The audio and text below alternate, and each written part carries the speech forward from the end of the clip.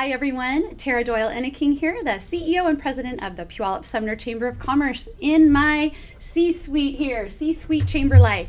I'm excited today. We have our guest, Luke Moyer of Moyer Productions. And you know, these creative types, I love getting in their brain and seeing what makes them tick. He's just a true small business owner, so we're going to learn a lot about what drives him, what kind of challenges he has as a small business owner, and I think you're going to find that he has done a really great job to engage with Chamber and other networking groups around here to leverage all of his assets and talents. So without further ado, can we have Mr. Luke Moyer come on down?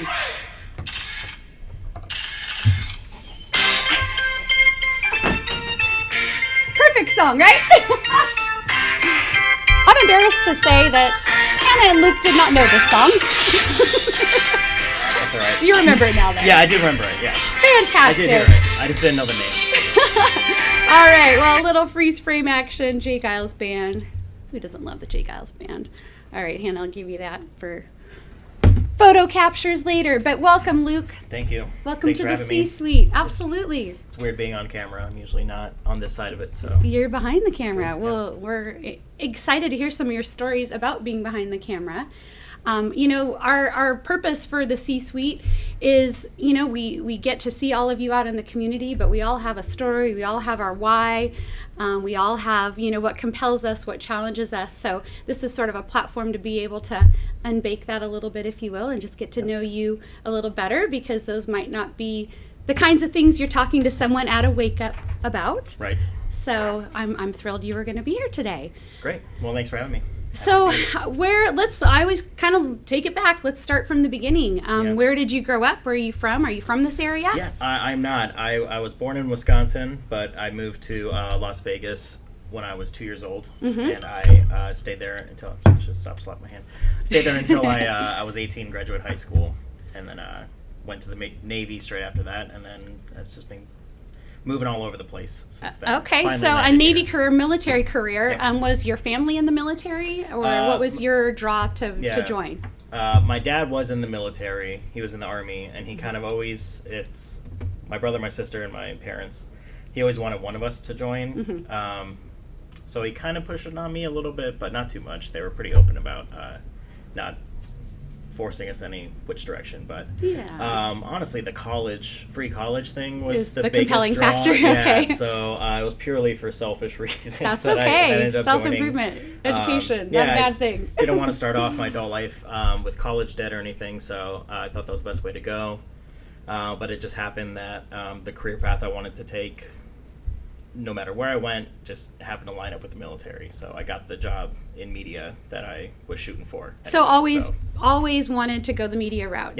Yep. That's what you wanted to be when you grew up. Yep, just something creative. Yeah. Could have been, I used to draw a lot, but now it's just anything creative was my goal. So. Great. And so the military was able to capture that, fulfill that for you. In what role did you use media? Yeah, so I was what's called a mass communication specialist in the Navy. Okay. Which is just the Navy media rate. You're a comms guy? Yeah. Not comms, but which is confusing. I thought I was dropping some military lingo. There are comms guys. It's just not me. Okay. Well, it's kind of a deceiving name because it says communication specialist, so you think it'd be like radio, like talking to other people. But it's the good old-fashioned promotion. Yeah. Communicating so it used who to you be, are. Yeah, Okay. It used to be 4 different rates in the Navy before 2006 when everything went digital. Things combined and got easier to do, so you don't have to develop film anymore. You don't have to have a printing press anymore like it used to be, so they just smushed everything together into one. So one guy in the Navy does all media stuff. So we learn photography, video, graphics, journalism, public affairs. Did that end up being then your education as well? So you're getting your college degree while there and getting that, I guess, emphasis. So we did our 2-month boot camp. Yep. So we did 2-month boot camp, and then I did almost a year of schooling.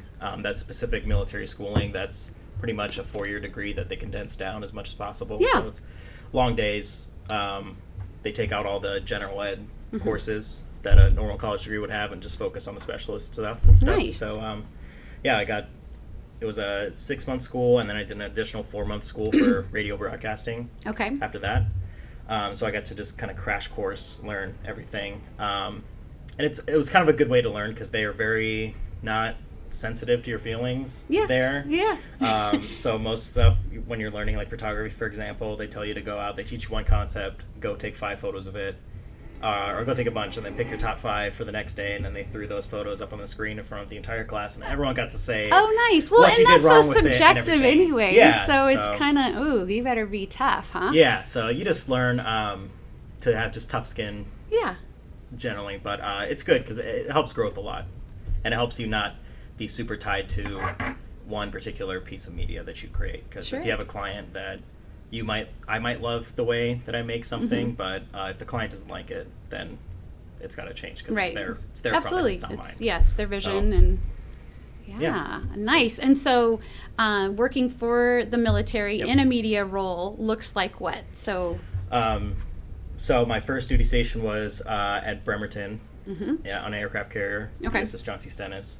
So there we had that's kind of like the biggest media shop you can have at sea. So we had a group of about 30 to 35, depending on the time, of us, and we had different departments. So we had a photography, journalism department, a graphics, news department for production, and then a video department. So we had a weekly magazine that we put out. We put a daily newspaper out, a bi-weekly TV show. Plenty to do. And then just daily photos and videos and news stories that we would send out to local hometowns so they could see what their family members are doing out at sea. So anything news-wise you see out on, just the normal news channels from the military, those are all taken by my role in the Navy. Okay, so you're capturing or curating the content and then pushing it out to the different media channels. Yep. Well, that, sounds like plenty to do. Oh, yeah. So got to have a lot of cool experiences doing that. So I met Joe Biden. Oh, wow. One day, toured our ship. I got to go to the Kentucky Derby a couple times. Oh, cool. I was at the 75th anniversary of Pearl Harbor, all just for media stuff. So just a lot of cool experiences. Yeah. Not a real, 9-to-5er, though. Or maybe in the military it was, probably not so much now, or... More like 9 to 5, and then, past 5 if stuff was going on. Yeah. But yeah, it's nicer now because now that I'm a business owner, I get to set my own hours and spend more family time. But there are times when events happen at night and weddings and whatever needs to happen is just that's when you're working. There. Yep. So you said family. So what's your family? Are you married? So I'm married. Okay. My beautiful wife Bianca. And you met her in the military, or? Yeah. So I met her actually on Tinder when I was stationed here. Tinder on the ship. Did they have a special military? I don't know. Oh no! Well, she wasn't military. She grew up here, so she's a teacher up in Federal Way. Okay. Teaches first grade at the same school that she actually went to elementary school at. So, which is kind of fun because she had a couple teachers that were still there that taught her, and now she's coworkers with them. So it's pretty cool. A tender love story. Yeah. Aww. And it worked out. How tender. Yeah. So so we met and just started dating, and then we were dating. We had seen each other about 30 days before I deployed. Not 30 days consecutively, but just in person. 30 days. And then we made it through the whole deployment. And once we made it through that, we figured, there's not going to be much that's going to trump that in difficulty. So got married shortly after that. Nice. And then have any children? Yep. So next duty station, we had my daughter, Maxine, who's 4. 4 years old. Will be 5 I love in that October. age. Fun. She's really fun. Just had her ballet recital and everything. Oh, so boy. It was really fun. It was adorable. And then my wife's currently pregnant with our second daughter, Stevie. Oh, congratulations. Thanks. Stevie. Yep. When is she due? She's due September 7th. So wonderful. Yeah, pretty soon. And you mentioned, so as a business owner, so you got out of the military. Did you work for yourself immediately, or were you? No. Sorry, didn't mean to cut you off. No, not at all. I went from there to a government contract job at JBLM, Joint Base Lewis McChord. So that was working for a company that was hired for the military healthcare system, where I was the videographer for that, so we would make training videos to train providers how to prescribe these mental health apps to service members. Okay.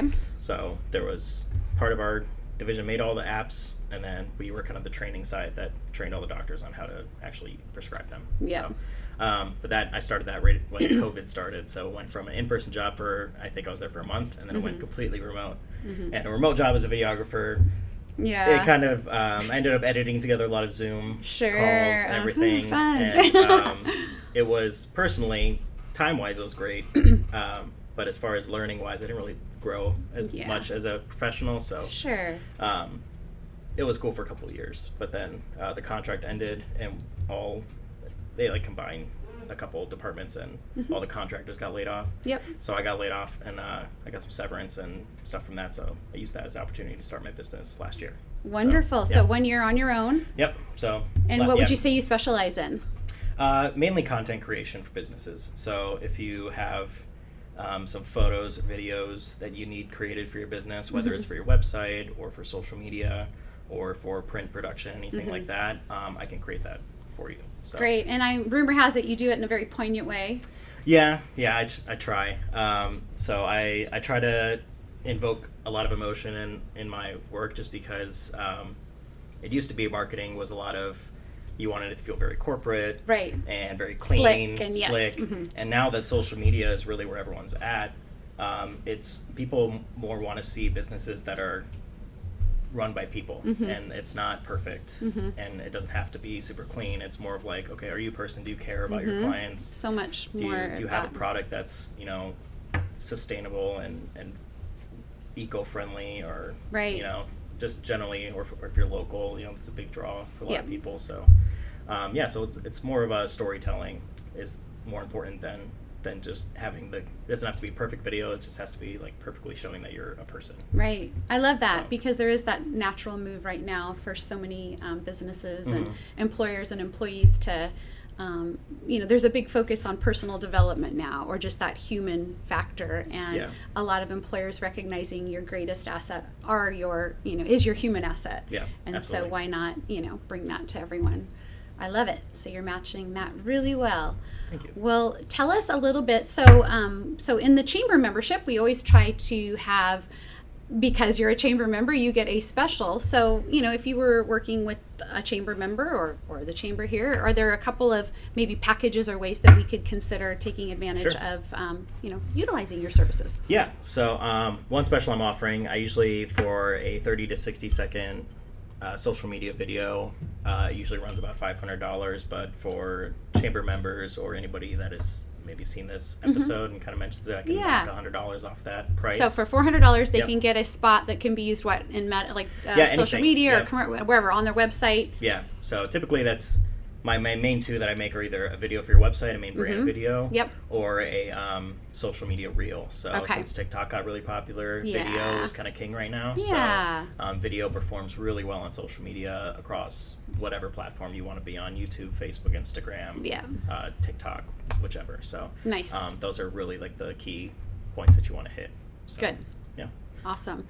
And then I think you also mentioned something, a lot of corporations might need headshots or professional headshots for their employers. Is that something else that you do? Yep. So I offer just a corporate headshot package where I'll show up to your business. I'll set up a studio there.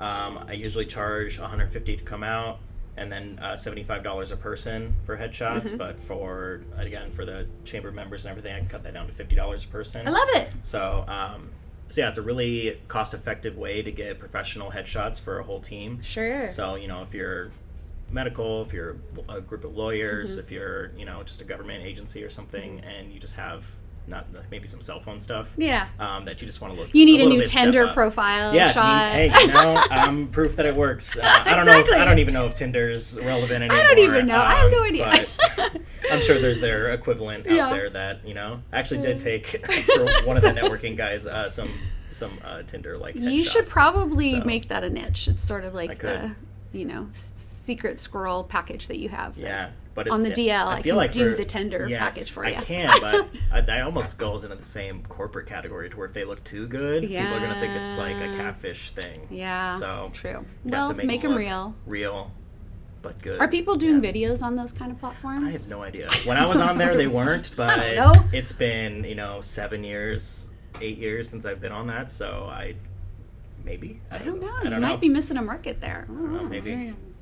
I would say I could research, but I feel like my wife would probably be a not little weirded super out happy if that she you're on found a bunch every of dating apps. channel. Yeah, I don't think that would really work out at home, but maybe, I don't know. I love it. So I think we have an example maybe of one of your videos. Again, Sure. I have just, at so many wake ups, people have, done a chamber shout out about how impressed they were the work that you did with them. And again, time and time I just hear it, that it's just the poignancy and the emotion and kind of you want to be moved by a video. Even a corporate video talking about your business, there's always a why behind it. And it sounds like you're doing a good job capturing that.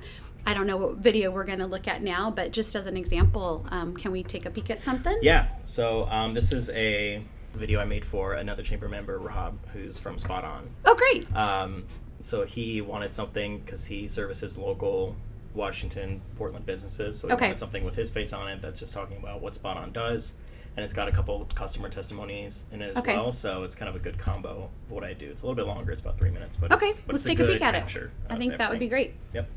Hey, I'm Rob Hanlon. I'm with SpotOn. I'm a former chef and restaurant owner. I know what it's like being in the trenches. Whether your restaurant's operating without any tech stack or navigating between multiple platforms and interfaces, we're asking you to consider a very big and positive what if. What if I could achieve more than the widely accepted 4 to 6% restaurant margins? What if I could have a more engaged and supported staff? What if I could grow my business without putting in hours and hours of extra work? We are SpotOn. We support restaurants with amazing restaurant technology, differently than everyone else and way more efficiently. We know the average profitability margins for restaurants right now are between 4 to 6%. Let's change that. With all of our tools and integrations we provide, we help raise that profitability margin to 10%. And we do this side by side with white glove support and service. But the question you're asking now is, how? As a former restaurant owner and chef, I know the overhead costs and costs of goods represent a sizable portion of your restaurant's profitability calculation. Considering how incredibly unique they are from restaurant to restaurant though, we've chosen to focus on fixed rather than variable costs. We want to support your team with great tech from scheduling to handhelds and service, and support you with great reporting and online tools and a deeper understanding of opportunities to reach that full 10% or even higher. So again, I ask you, what if?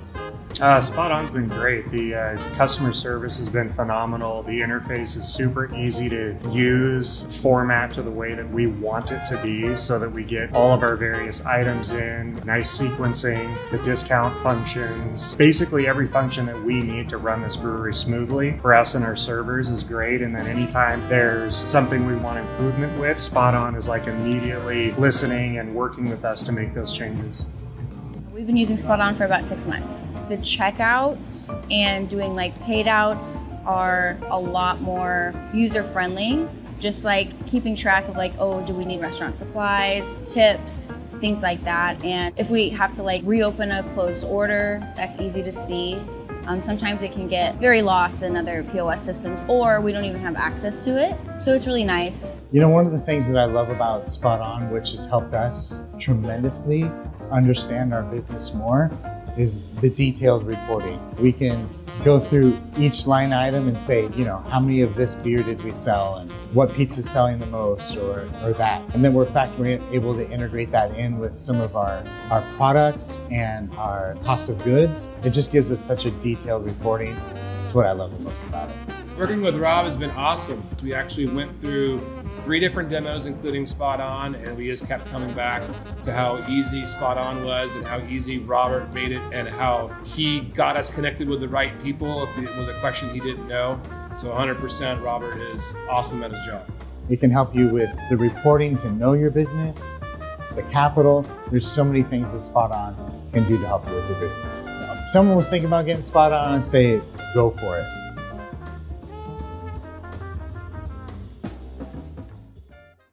That was great. Thank you. I love it. I like the captioning was really helpful too. Yeah, that's something I've been including on all my videos recently because most people are watching these on a cell phone, and a lot of times they're watching without sound on. So until they turn the sound on, I want them to make sure immediately they know what's being discussed. So I always have captions on. And also, part of the government training was accessibility training. So I'm making sure that everything, is accessible as possible. Yeah, absolutely. For companies. Important. And so I guess unpack for us what that process looked like. I like the when I think about your objective with that. Mm-hmm. You know, SpotOn, Robert from SpotOn was able to quantify some things, which is Yep. helpful when you're trying to sell yourself. People want to know the data, like, well, Mm-hmm. how effective is this and why would I go to SpotOn? But you also captured, you know, how important it was to some of the businesses with the feeling and the testimonials from the businesses that this kind of changes our life here. This is an integral part of what we do. Yeah. And then again, just the visual quality of it was nice. Thank so you. yeah. So Yeah. how did you guys sit down to kind of come up with that game plan? Yeah, so he actually wrote a lot of the script there. We went back and forth a little bit. I helped him clean some things up, but it was all his talking points that he usually opens up with customers. So our goal was just kind of make something that would introduce him to customers before he got there, give him a really good idea of what it would be like to have SpotOn and what kind of the benefits are but before he even walks in the door. So it saves him a lot of time, saves the client a lot of time, because in 3 minutes, that could have been an hour conversation Right. with the client. So as well as he can promote that video online and really gather customers that way. As far as the shooting process goes, it was just 1 day of shooting Okay. where we just went boom, boom, boom right to all 3 of those clients. Yeah. And getting it was maybe a 10 or 15 minute interview with each one where I just asked them a series of questions that kind of got them to tell me what Rob wanted them to say generally as far as their experience with it and how it's Yeah. helped them. And then the talking points he wants to hit as far as like the profitability and his handheld machines and whatever he Sure. wanted to hit. How are they utilizing this video? This is a 3-minute spot. Yeah, so it's kind of split. So he either sends these to clients as it is itself, or it can be split in half because the Okay. video kind of starts with just the raw portion of things where he's Right. talking about what it does, and then the second half is all the testimonial stuff. So Yeah. it's kind of a multi-use Nice. thing. So, and then he's also recently sent it out to all the other SpotOn representatives To in the country, utilize. so which is about 50 of them. Yeah. And they're all using that same video Oh, just to kind of fantastic. introduce it. So it's really like a multi-use case for it. And at the time, that video cost like $750 total to make. Now I've increased my prices a little bit, so it'd be closer to $1,000 to $1,200-ish, but still a really great value compared to how much time you're saving. Right. And if you have 50 people that you're saving, Sure. you know, an hour of time with every client, that cost makes up for itself really quickly. Yeah. So. Well, awesome. I feel like this podcast brought to you by SpotOn today. We just had a Yeah. nice little blurb for them as well, which is awesome. What do you do for fun? For fun, I actually watch a lot of YouTube videos You about... nerd out on the stuff you do yeah, for work. my Okay. camera. Which, you know, yeah, I my kinda wife, do. a lot of times, she's like, why are you watching this? And I was like, it's really interesting. And she's like, no, it's not. And I'm like, to me it is. But if I'm not working or thinking about camera work, I'm currently working on my first documentary film, as well as... Do we get to know what the topic is? Sure, yeah. There's this amateur fight club. Like Fight Club? like Fight fighting. Club? Yeah, like Like, shh. it's Fight not. Club? It's you can talk about You can it. talk about this one? So it's on YouTube. It's called Street Beef's Scrapyard, and they're in Gig Harbor. And it originally started in in Florida somewhere, but this is the 3 years of the Gig Harbor branch now. Wow. And it's an event where they can once a month anybody can go and sign up to fight. There's no money involved. Yeah. It's purely just for people who want to fight for one reason or another. They could be trying to go pro, or they could just, you know, Get some there's- anger out. Yeah, get some anger out. But it's actually like a really good community of people there. Like they're really supportive of each other. Yeah. One great example is I was there last Saturday and for their June event, and these 2 guys went in 5 rounds with each other. And they were just really hammering on each other. And then I interviewed them right afterwards, both next to each other Oh, in the geez. medical tent. Yeah. One of them's got a broken toe, the other one's got like bloody nose, and they're just like chopping it up like best buds because it's like there's very little, ironically, very little hostility there. It's all Sure. this, How did you get involved in this group? Them I just followed on TikTok and YouTube. And then I thought just this saw was I kind of just- interesting story Yeah, I just here. saw that it was Yeah. in Gig Harbor, and my kind of long-term goal, if everything works out perfectly, is to be more into the filmmaking Yep. aspect of things. Yep. And so I thought it'd be a really good, interesting Yeah. thing to make for my first film. So hopefully I do it justice. Good. And it doesn't suck. We'll be 'Cause- anxious to kind of see and follow you with all of that. Yeah. That's awesome. So I work on that, and then aside from that, I just mainly hang out with my family at home and Fair occasionally enough. play video games and hang out with my neighbors. Right So, on. yeah. Do you have a favorite movie or film? That's a tough question. There's so many. Yeah, I hear you. So many genres. I really like Edgar Wright. I hope I remember that right. He's the guy who directed Scott Pilgrim vs. the World, Baby Driver. He does really good compilations of not compilations. The way he edits movies like to music is really entertaining, and I really like the way he does it. And I steal a lot of his ideas. I guess that's what I was getting at with that question. I didn't know if you're being entertained and that's why you like something, or if you're actually looking at the craft and that's what you're appreciating. It's both. Because you learn how everything's done. Not that I could do it all, but I kind of learned like the general how things done. You get to have a new sense of appreciation for when it's done really well. You're like, oh my gosh, that's amazing how he did that. And so I really like his style a lot. I like Quentin Tarantino movies a lot, but that's like everyone probably does. Yeah, because he's great. Christopher Nolan movies are great. I just like movies in general. Cool. Yeah. Cool. And you're going to be, are you at our 3rd of July or 4th of July? 3rd of July. You're at the 3rd. Awesome. Yeah. So you'll be capturing some video and pictures? Yes. Or what do you, okay. So I'll be doing photos and videos and some drone photo and video. Woohoo. Oh, that's going to be so cool. Yes. Of the bands playing and then some of the general people just Akasha Aerial Arts, I hope, with her Cirque du Soleil, because that I still can't even imagine. Yeah, I'm excited because we're friends, but I've never actually seen her at work. So it'll be awesome. Stuff. We have an 8-year-old that'll be singing the national anthem too, so nice. I'll have to give you those times to make sure we capture that as well. Yeah, that'll be awesome. Cool. Well, that'll provide us some great footage to promote it in the future too. Yeah. So Luke, where do we see you in 5 years? How can we be supportive? Where are you going? What are you doing? That's the question, isn't it? Hopefully still in business is the main thing, but I'm on track to be in business still. But, Good. The fact that I can go in so many directions with my skill set means that I'm kind of open to wherever it takes me. So originally I was going to just focus on dental offices, and that didn't work. Yep. So, but one dental office that I reached out to invited me to a networking group, and then I started going to that one, another one, and then the chamber. Yeah, you're smart to do it that way, because it is relationships too, a lot of it. And it's hard to promote yourself. It's been different than I expected as far as a business owner, because I've never had to sell my services before, since it was all government, military. So now it's just better than I expected it was going to be. I thought it was going to be really cutthroat. That's how they kind of make it seem in the movies. Yeah. It's very like, everyone's like, my business is... No. But no, it's really supportive here. It's a big community. I scratch your back, you scratch mine. People are very, very supportive of one another. How can they get a hold of you to set something up? Yeah, so any of my social media accounts, if you just look up Moyer Production Co. on YouTube, I have a website, MoyerProduction.com, Instagram, Facebook, TikTok. I check those regularly. Okay. So any of those. Email, LukeMoyerFull@gmail.com. Really need to get a new one. Okay. But it just kind of like, that's what I had, and I just went with it. I haven't changed it yet. But funny. Yeah, you can email me, which is all on my website. I have a contact page that has my phone number and email. It's my cell phone, so call or text or whatever. I'm pretty cool about that. So awesome. Yeah. Well, I think, I certainly hope we have a number of people who do take advantage of the offer. Again, it's just such a great community. We should all be supporting each other. But I think what you have to offer is, tenfold more to the business than, the money or the fee that they will be paying you. It's just truly do yourself a favor and elevate your promotion of your business. Tell your story.